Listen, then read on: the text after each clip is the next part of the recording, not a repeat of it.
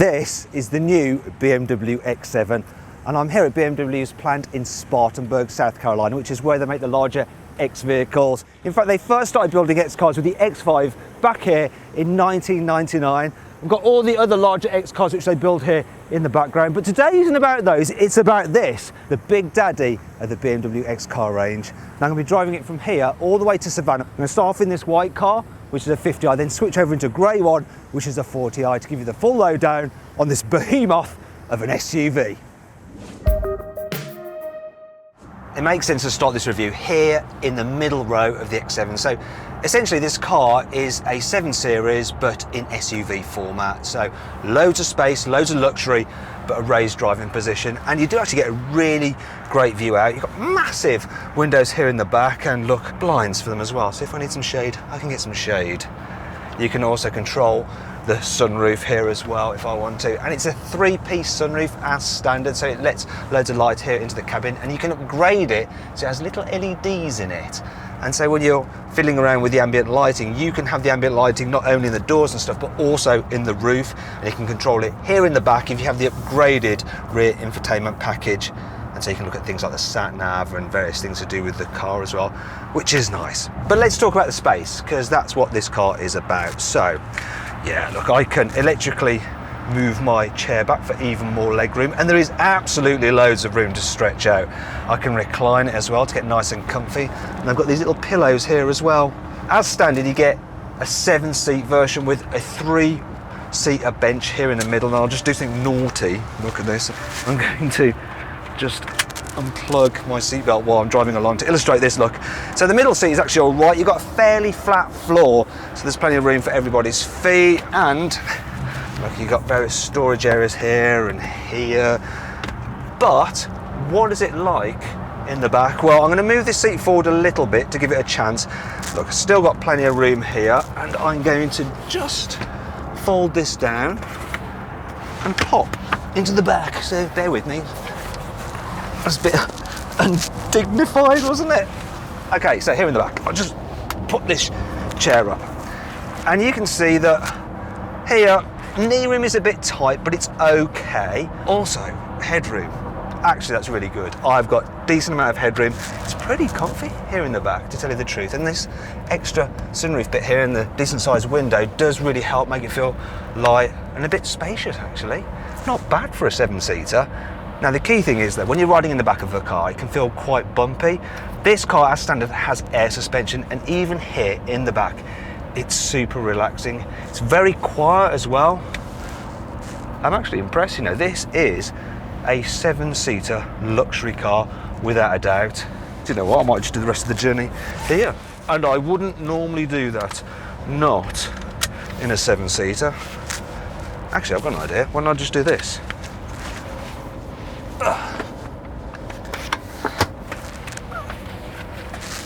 Now I can really stretch out. Yeah.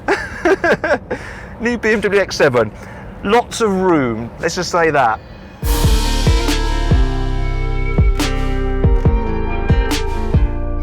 Okay, so I've jumped out the very back and I'm now in the very front to see what this thing's like to drive. This, being the 50i, has a 4.4 litre twin turbo V8, 460 horsepower, 650 newton meters, and it's very rapid. That is way too fast now. Got to be careful, because in America they will have you in prison if you break 100, and I was obviously nowhere near 100 there, not at all. In fact, I'm probably better off just putting this car into auto cruise mode, and then it'll do the whole thing of steering to keep me in lane, keep me a safe distance from the car in front, and I can just relax and not worry about a prison sentence. If you keep your hands off the wheel for too long though, it starts to flash and protest, so you just have to touch it occasionally. Or, as a man from BMW actually showed me, you just wedge your knee up against it like that and it thinks you're holding it, and then you can just do this.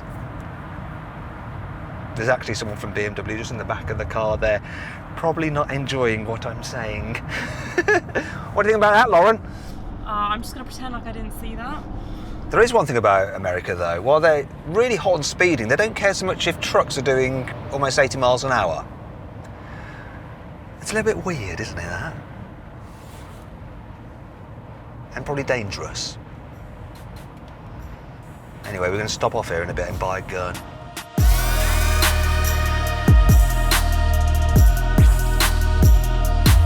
Okay, now it's time to talk about the elephant in the room. This car's design. Now, of course, the most controversial thing about it is that huge grille. It's not going to be to everyone's taste, and when I first saw the front of this car, I thought, oh no, that is not a great look, but it's sort of grown on me. This is M Sport, so you have bigger front bumpers, more aggressive look to it. As standard, this car starts off on 20-inch alloy wheels. This one is running on 22s, and being the M Sport, of course, you have the M brake calipers. There's some sporty effect down the side, some side skirts, but from the side, it's quite a big old thing. Look at that. Obviously, to make room for the 7-seat interior. It's over 5 meters long. Moving around to the back, look at this. I want to show you this because it's very important. You do have fake exhaust surrounds, but inside there are 2 real exhaust pipes. Look, there, look. Thank God for that. Once again, being the M Sport, you have sportier rear bumpers. So there we go, the design of the BMW X7. Thing is though, what do you think about the looks? Click on the pop-out banner up there in the top right hand corner of the screen to vote whether you like the look of this or not. In terms of the interior design, the X7 is very similar, surprise, surprise, to the X5. Only the poshness has been turned all the way up to maximum. So you've got the very best materials in here, leather on the dash, leather up here, nice wood trims along here. And the leather on the seats is actually the super soft merino leather as standard, whereas normally you have to pay extra for that in other BMWs. The look itself is not the most exciting, but it's quite functional and it's well laid out. I like the fact that you get metal switches here on the dash and you can control the climate control very easily and you get a nice digital display. In terms of the main infotainment screen, well, it's BMW's latest system, so it's nice and easy to use, and you can control it using the swivel wheel, you can control it using gestures like that to turn up the volume. Yes, you can control it using buttons on the steering wheel.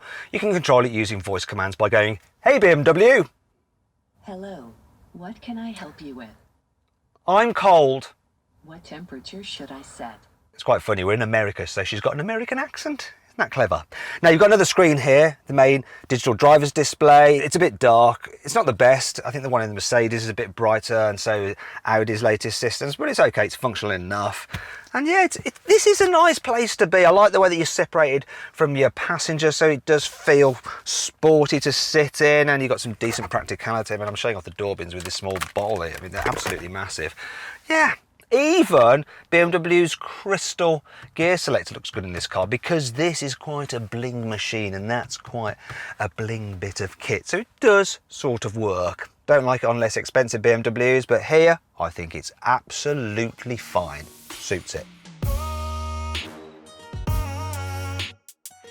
Right, now we're going to do the essential test to see how this big SUV is at navigating through a drive-through. So my passengers decide they want to just Taco Bell. I'm not having a Taco Bell, but let's see how we get on. Is it here? Place order here. Can I get close enough without curbing the wheels? Hi, you all right? Can we have, how many tacos do you want? 2 for me. Can we have 2 tacos, please? No, 4 tacos. Well, crunchy tacos, regular supreme. Crunchy. Crunchy. Regular supreme. Regular. Anything to drink? Do you want anything to drink? Oh, get me a Diet Coke, please. A Diet Coke. Do you want some taco sauce? You want taco Yeah, of sauce. course. Taco sauce all round, please. Thank God for surround view cameras. Hello. 786. Yeah, 786. I'm not recording. Yeah, no, it's all right. This is a brand new BMW. It's the X7, and so we're filming it. We're filming a review of it. And a big important part for British motoring journalists, well, vloggers, is to take it to a drive-through for some reason. So that's what we're doing. Oh, wow. Oh, it's nice. You like it? Okay, do you want to come and join us for the rest of the trip? No, I can't. By the way, if you're wondering who this guy is, it's Richard Ingram from Auto Express. He tests cars and fast food. That's why we had to stop for Taco Bell. Isn't that right, Rich? That's absolutely right. What's better, the taco or the car so far? You're a classy lady, Lauren. She's had 3. I'm not sure what the answer is with the, given that the BMW PR is in the back. You're going with the taco, aren't you? No way. No. You're bloody going with the taco as well by the looks of it.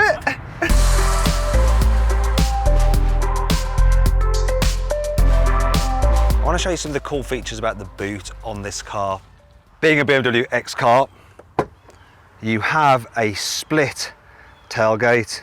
So press this one and it'll open that up for us. I can slide the load cover out quite easily. Now the space with all 7 seats in place is 320 litres, which is about the same as you get in something like a Volkswagen Polo. Much better than a Land Rover Discovery with all its 3 rows in place. Now what I can do is then fold down the seats, all of them at once, to create a load bay just by pressing that button. So if I press that, it will fold down the seats all in one go to transform the boot into a much bigger space. And then look, it's going to do the middle row as well. No faffing around there, all done electrically. And then if I want to put them back up, I just go to that and press the max button and it'll bring them back up. So you can go from all the seats up to all the seats down without having to run round and do it yourself. Now when it comes to actually getting into the back row, it's just as easy and fully automated as well. All you have to do is open the door and then press this button here and the seat will do its thing.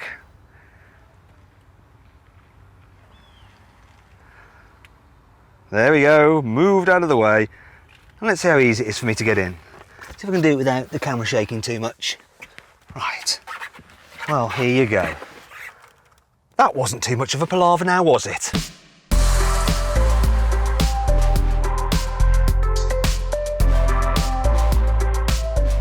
I've jumped out of the 50i and now I'm in the 40i.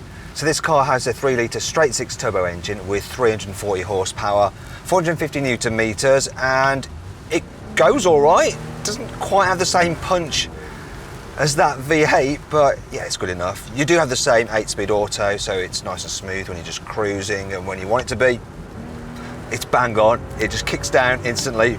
Really, really responsive gearbox.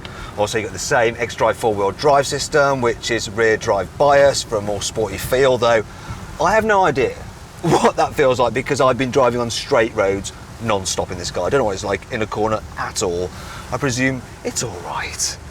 So this car actually starts for £72,000, and that's for the 30D, so a 3-litre straight 6 diesel engine. Now this particular car would cost a bit more because it has some upgrades, this 40i. So we've got the BMW individual 2-tone leather, look at that. And the leather even extends all the way down here. In fact, any bit that isn't metal or wood is pretty much leather. However, there's something else about this car that I want to show you. And for that, I need to jump into the back seats. Right then, can you notice the difference with this car? Yeah, you guessed it. There's 2 individual chairs here in the middle row rather than the bench. So this is an upgrade and it costs around £600, so it's not that big a deal. And you get to sit separate from your co-passenger, and you feel a bit more like a VIP because you've got these armrests which you can adjust. The back rest also seems to just recline a little bit more so you can chill out. Yeah, feel that little bit more important. It's lovely, I quite like this actually. So if you don't need to carry 7 people at once, I would definitely go for this configuration. There is one thing though.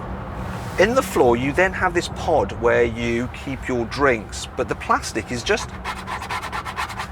so cheap and nasty. I mean, that is the only cheap bit of plastic I've found in this car. It's a bit of a disappointment really. I don't know why they've done that. Anyway, I'm going to just kind of relax and try and ignore it.